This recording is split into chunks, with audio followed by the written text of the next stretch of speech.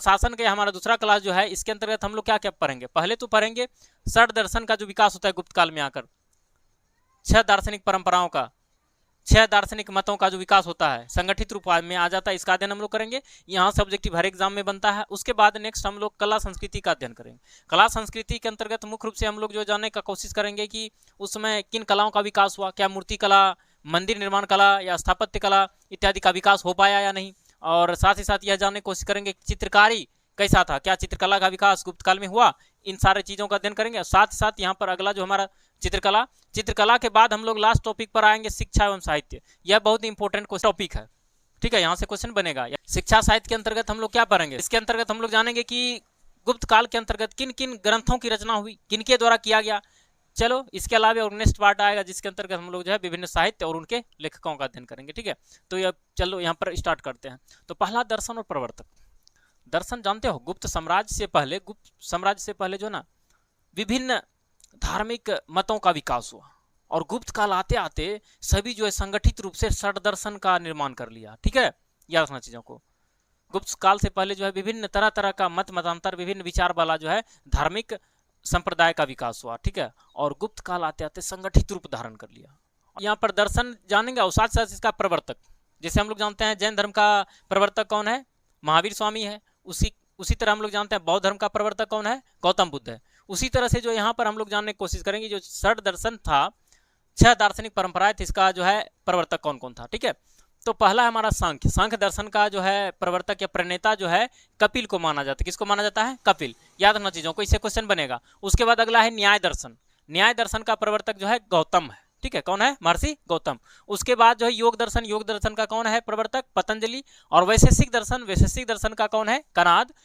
5वां नंबर में पूर्व मीमांसा, 2 तरह का मीमांसा दर्शन हुआ, एक पूर्व मीमांसा, एक उत्तर मीमांसा। उत्तर मीमांसा को वेदांत भी बोला जाता है। तो पूर्व मीमांसा का प्रवर्तक था जैमिनी और उत्तर मीमांसा जिसे हम लोग वेदांत भी कहते हैं, इसका कौन था, बादरायण। यहाँ तक क्लियर हो गया। विभिन्न दार्शनिक परंपराएं देखा, उसका प्रवर्तक को हम लोग अच्छे से समझ गए।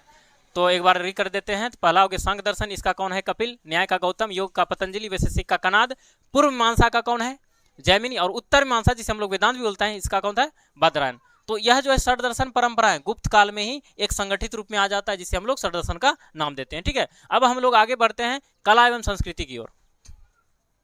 Art and culture. गुप्त काल जो है इसको स्वर्ण काल कहा जाता है। तो क्वेश्चन भी बन सकता है एक ऑब्जेक्टिव बेसिक सा कि किस काल को स्वर्ण युग कहा जाता है, किस काल को स्वर्ण काल कहा जाता है या गोल्डन एज कहा जाता है, ठीक है। गुप्त काल को, किसको, गुप्त काल को। यहां तक समझ गए।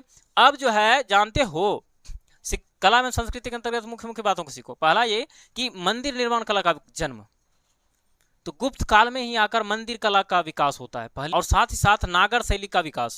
तो क्वेश्चन पूछा जाएगा नागर शैली का विकास किस काल में हुआ, गुप्त काल में। साथ ही साथ पूछा जाएगा व्यवस्थित रूप से मंदिरों का निर्माण किस काल में किया जाने लगा, गुप्त काल में आकर, ठीक है, किस काल में, गुप्त काल में। अब जो है इससे रिलेटेड अब जान गए कि गुप्त काल में आकर व्यवस्थित रूप से मंदिरों का निर्माण किया जाने लगा, तो स्वाभाविक है गुप्त काल में विभिन्न मंदिरों का निर्माण किया गया होगा। तो हाँ, गुप्त काल में प्रमुख रूप से 5 मंदिरों का निर्माण किया गया। और इनमें से जो है प्रमुख मंदिरों की बात करें तो याद रखना गुप्त काल में 5 प्रमुख मंदिरों का निर्माण हुआ है। और उन 5 प्रमुख मंदिरों में से पहला हमारा मंदिर है तिगवा का विष्णु मंदिर, ठीक है। तिगवा में जो है तिगवा का विष्णु मंदिर बोला जाता है। तो क्वेश्चन पूछ ले अगर तिगवा का विष्णु मंदिर, ये भी पूछ सकता है तिगवा का विष्णु मंदिर का निर्माण जो है किस काल में, गुप्त काल में। ये तो बहुत ही कम क्वेश्चन बनेगा। ज्यादा क्वेश्चन ये बनेगा कि तिगवा का विष्णु मंदिर जो है कहां पर है। तो याद रखना इसका लोकेशन पूछा जाता है प्राय मंदिर का, ठीक है, मंदिर से रिलेटेड, ठीक है। तो जबलपुर एमपी में, या फिर ऐसे पूछ लेगा जबलपुर में जो है, या एमपी का जो जबलपुर है वहां पर किसका मंदिर है, तिगवा का विष्णु मंदिर है, ठीक है। अगला हमारा भूमरा का शिव मंदिर, बहुत इंपॉर्टेंट, बहुत ही फेमस मंदिर है भूमरा का शिव मंदिर, ठीक है। कहां पर है, सतना पड़ता है कहां पर, एमपी में। तो ये दोनों मंदिर एमपी में ही है। कौन कौन सा, तिगवा का विष्णु मंदिर, भूमरा का शिव मंदिर। अगर राज्य पूछे तो कोई टेंशन नहीं। इसके अलावा और एक मंदिर, ठीक है, नचना कुठारा का पार्वती मंदिर, ठीक है।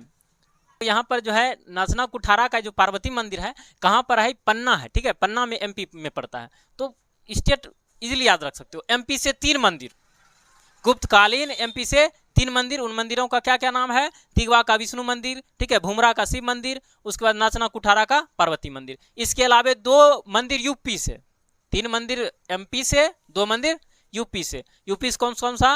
दशावर मंदिर जो ही बहुत ही फेमस है, दशावर मंदिर याद रखना चीजों को। और एक भीतरगांव का मंदिर है, ठीक है, कानपुर यूपी में ही पड़ता है। दशावतार मंदिर के अंतर्गत क्या है, इसमें विष्णु को जो है ना शेष नाग की सैया पर आराम करते हुए दिखाया गया। तो आई होप समझ में आ गया होगा गुप्तकालीन प्रमुख मंदिरों के बारे में। 5 प्रमुख मंदिर हुए हैं, इनमें से प्रथम 3 मंदिर जो है एमपी से, और इसके अलावे 2 मंदिर कहाँ से मिले हैं? यूपी से। एमपी मतलब इजीली तुम लोग समझ सकते हो मध्य प्रदेश, और यूपी मतलब उत्तर प्रदेश। और एमपी में कौन कौन सा मंदिर है उन्हें याद रखना बहुत जरूरी है। तिगवा का विष्णु मंदिर, ठीक है, उसके अलावा जो भूमरा का शिव मंदिर, और एक नाचना कुठारा का पार्वती मंदिर। ये तीनों मंदिर कहाँ का है? एमपी का। इसके अलावा देवघर का दशावतार मंदिर और साथ ही साथ भीतरगांव का मंदिर, ये दोनों कहाँ पड़ता है? यूपी में पड़ता है। अब आगे हम लोग बढ़ते हैं, चित्रकला से संबंधित कुछ क्वेश्चन जो है बेसिक बनता है, हम देखे हैं बहुत बार क्वेश्चन पूछा जाता है, इससे रिलेटेड बताते हैं कहाँ पर क्वेश्चन पूछा जाएगा। तो चित्रकला के अंतर्गत चित्रकला का भी विकास गुप्त काल में जो है चरमोत्कर्ष रूप में हुआ, ठीक है, बहुत ही ज्यादा हुआ। इसका भी विकास जो है चरमोत्कर्ष था। जैसे 2 प्रमुख गुफाओं के बारे में याद रखना जरूरी है। पहला गुफा गुप्तकालीन अजंता का गुफा, और दूसरा है बाघ का गुफा। अजंता का गुफा यह औरंगाबाद में पड़ता है, और इसके अंतर्गत जो है बौद्ध यानी महायान का चित्र बना हुआ है चित्रकारी गुफाओं में, ठीक है। क्वेश्चन पूछा जाएगा अजंता का गुफा कहाँ है? औरंगाबाद बिहार में। और क्वेश्चन पूछा जाएगा, औरंगाबाद जिले का नाम है, ठीक है। और क्वेश्चन पूछा जा सकता है कि अजंता की गुफाओं में किसका चित्र है? महायान का चित्र। किसका है? महायान का, जो कि बौद्ध धर्म एक बौद्ध ही कह सकते हो। उसके अलावा बाघ का गुफा जो है ना मध्य प्रदेश में, कहाँ पर है? मध्य प्रदेश में। इसमें जो है ना लोक जीवन चित्र, ठीक है,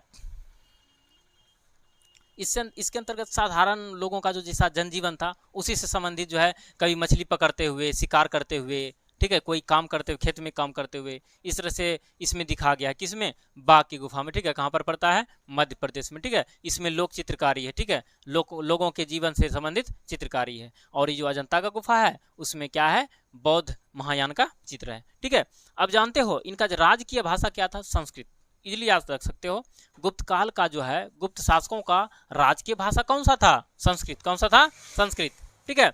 अब जो है जानते हो ये जो अजंता का गुफा पर है औरंगाबाद में जो पड़ता है, औरंगाबाद में पड़ता है ना, वहां पर जानते हो कितना है? 29 गुफा है। कितना गुफा है? 29 में से 16, 17 और 19 गुप्तकालीन है। याद रखना चीजों को, 16, 17, 19, 18 को छोड़कर 16, 17 और 19, और टोटल कितनी गुफाएं हैं? 29। 29 में से क्रमिक रूप से जो क्रमांक बैठा गया गुफाओं में, ठीक है, तो 16वां गुफा, 17वां गुफा और 19वां गुफा कौन सा है? गुप्तकालीन का। तो इसके अंतर्गत इसका 2 प्रमाण है। हम इतिहास कैसे पढ़ते हैं? प्रमाण के आधार पर पढ़ते हैं, पुरातत्व के आधार पर पढ़ते हैं, ठीक है। पहला अजंता का गुफा, दूसरा है बाघ का गुफा। अजंता गुफा कहाँ है? औरंगाबाद में। इसमें बौद्ध महायान का चित्र है। और बाघ का जो गुफा है मध्य प्रदेश में है। इसमें लोक चित्रकारी, लोगों के जीवन से, रहन सहन से, ठीक है, खान पान से या पहनावे ओढ़ावे से, ठीक है, जिस तरह से लोग साधारण जीवन जीता है उसी का चित्र बना हुआ है, ठीक है। और राज की भाषा की अगर बात करें तो कौन सा है? संस्कृत। और अजंता की 29 गुफाओं में से कौन कौन सा गुप्तकालीन है? 16, 17 और 19। आई होप यहां तक समझ में आ गया होगा। आगे बढ़ते हैं, अब शिक्षा साहित्य की ओर आते हैं, ठीक है। तो शिक्षा साहित्य का विकास जो है गुप्त काल में जो है ना बहुत ही ज्यादा हुआ, यानी कि कह सकते हैं कि शिक्षा और संस्कृति का विकास, ठीक है, शिक्षा और साहित्य का विकास गुप्त काल जो है अपने चरमोत्कर्ष पर था। और कालिदास के बारे में या फिर विभिन्न साहित्यों के बारे में, ग्रंथों के बारे में आगे स्टडी करेंगे। फिलहाल यहाँ पर देख लेते हैं प्रमुख विद्वानों के द्वारा कौन कौन सा सिद्धांत दिया गया। तो पहला हमारा जो देखो यहाँ पर शिक्षा साहित्य के अंतर्गत गणित, ज्योतिषी और चिकित्सा शास्त्र का, तीनों का विकास हुआ। किसका किसका?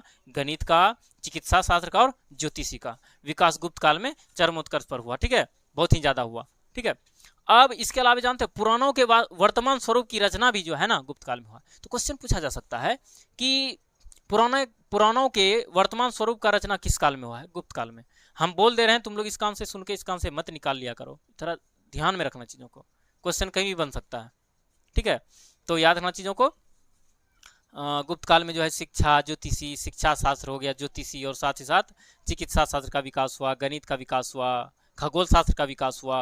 तो उनमें से जो और अगला पॉइंट याद रखने वाला बात है कि पुराणों का जो है वास्तविक स्वरूप का रचना भी किस काल में है? गुप्त काल में। इसके अलावा अब विभिन्न विद्वानों को देखते हैं। तो पहला विद्वान हमारा जो है साथ ही साथ गणितज्ञ महान हुआ, और साथ साथ वैज्ञानिक भी इसको बोल सकते हैं, आर्यभट्ट। आर्यभट्ट के बारे में बहुत नाम सुना होगा। तो यही आर्यभट्ट है जिसका समय क्या है?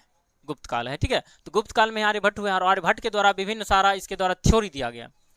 पता होगा तुम लोग को आर्यभट्ट को जो है शून्य का ज्ञाता कहा जाता है, शून्य का खोजकर्ता कहा जाता है। ठीक है, इन्होंने दशमलव प्रणाली का विकास किया, इन्हें क्षेत्रमिति, ज्यामिति और त्रिकोणमिति का जन्मदाता माना जाता है। और साथ साथ आर्यभट्ट ने ही पहली बार बताया कि पृथ्वी गोल है और यह जो है ना अपने अक्ष पर घूर्णन करती है। इतना सारा बात जो हम जान के रखे हैं किनके द्वारा बताया गया है, आर्यभट्ट के द्वारा। गणित के क्षेत्र में इनके द्वारा क्रांति ला गया। कैसे?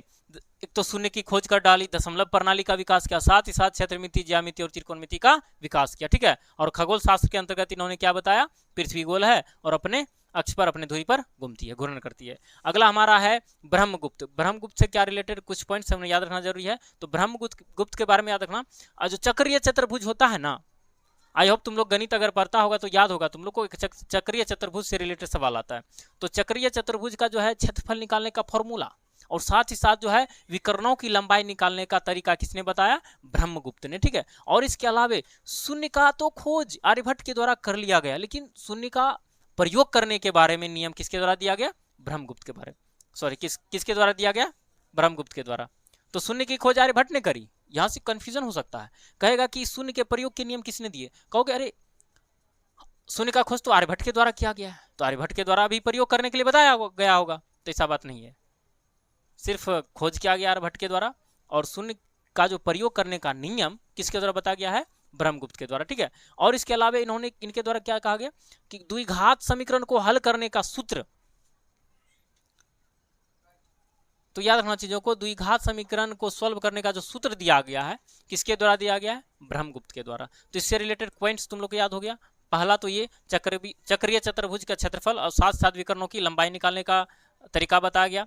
ठीक है, इसके अलावा जो है शून्य के प्रयोग करने का नियम, ठीक है, और साथ साथ द्विघात समीकरण को निकालने, सॉल्व करने का, सरल करने का सूत्र बताया गया किसके द्वारा, ब्रह्मगुप्त के द्वारा। अब अगला जो हमारा पॉइंट है सुश्रुत।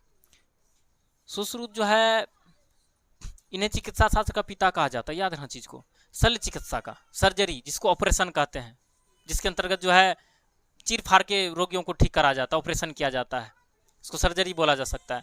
तो शल्य चिकित्सा का पिता कौन है, सुश्रुत। कौन है, सुश्रुत। और सुश्रुत संहिता का निर्माण क्या इन्होंने, तो अगर क्वेश्चन पूछ ले सुश्रुत संहिता का निर्माण किसने किया, इसकी रचना किसने करी, तो सुश्रुत के द्वारा करा गया है। और इन्होंने इसी सुश्रुत संहिता में जो है 121 प्रकार का शल्य उपकरण, जिसे तुम लोग जानते चीर फाड़ करने वाला, लेंस, बहुत सारा जितना भी होता है, यानी कि बॉडी को ऑपरेशन करने वाला, सर्जरी करने वाला उपकरण, कितने उपकरणों के बारे में जानकारी दिया, 121 उपकरणों के बारे में। कितने उपकरणों के बारे में, 121 उपकरणों के बारे में किसने बताया, सुश्रुत ने। और सुश्रुत के बारे में क्या क्या पॉइंट्स याद रखना है, इन्हें सुश्रुत को चिकित्सा, शल्य चिकित्सा का पिता कहा जाता है। क्या कहा जाता है, शल्य चिकित्सा का पिता कहा गया। और साथ ही साथ इनके द्वारा सुश्रुत संहिता का निर्माण किया गया, जिसके अंतर्गत, ठीक है, 121 प्रकार के शल्य उपकरणों का जानकारी दिया गया। ठीक है, अब अगला हमारा जो नागार्जुन से संबंधित है, याद रखना इन्हें जो है ना रसायन विज्ञान का ज्ञाता कहा जाता है। यानी कि नागार्जुन के द्वारा खास कुछ नहीं किया गया, लेकिन यह जो है किसमें जानकारी रखते थे, रसायन विज्ञान में। ठीक है, जो कि गुप्तकालीन थे। उसके बाद एक वाघभट्ट है, वाघभट्ट के द्वारा एक किताब की रचना की जाती है, ग्रंथ की रचना की जाती है, क्या नाम है उसका, अष्टांग हृदय। तो क्वेश्चन बहुत ही तगड़ा क्वेश्चन है, पूछा जाएगा अष्टांग हृदय का रचना किसने किया है, वाघभट्ट ने किया है। ठीक है, या क्वेश्चन पूछ लेगा इनमें से कौन सा ग्रंथ की रचना जो है वाघभट्ट के द्वारा किया गया है, तो अष्टांग हृदय। और अष्टांग हृदय क्या है, यह एक जो है ना आयुर्वेद ग्रंथ है। ठीक है, जिसके अंतर्गत जो है जड़ी बूटी का, औषधि इत्यादि का जो है ना सॉल्यूशन दिया गया है, रोगों के इलाज के बारे में बताया गया है। ठीक है, तो सारे पॉइंट्स को याद रख लेना है। और क्वेश्चन जहाँ कहाँ से पूछा जाएगा हम बता दे रहे हैं। एक तो तुम्हारा दर्शन से संबंधित क्वेश्चन आएगा ज़्यादा से ज़्यादा, उसके बाद दूसरा तुम्हारा क्वेश्चन आएगा मंदिर के बारे में, पूछा जाएगा लोकेशन, फलना मंदिर जो है कहाँ पर है। उसके अलावा और याद रखना है कि शिक्षा साहित्य में मुख्य रूप से याद रखना है आर्यभट्ट के द्वारा कौन कौन सा थ्योरी दिया गया, क्या क्या खोज किया गया। उसके अलावा ब्रह्मगुप्त, सुश्रुत, नागार्जुन, वाघभट्ट, इतना हम लोग अध्ययन कर लिए। अब एक सिर्फ बचा है प्रमुख ग्रंथ, गुप्तकालीन ग्रंथ, और जिसका जो है रचना किसके द्वारा किया गया, इसका हम लोग अध्ययन करेंगे नेक्स्ट क्लास में। यहाँ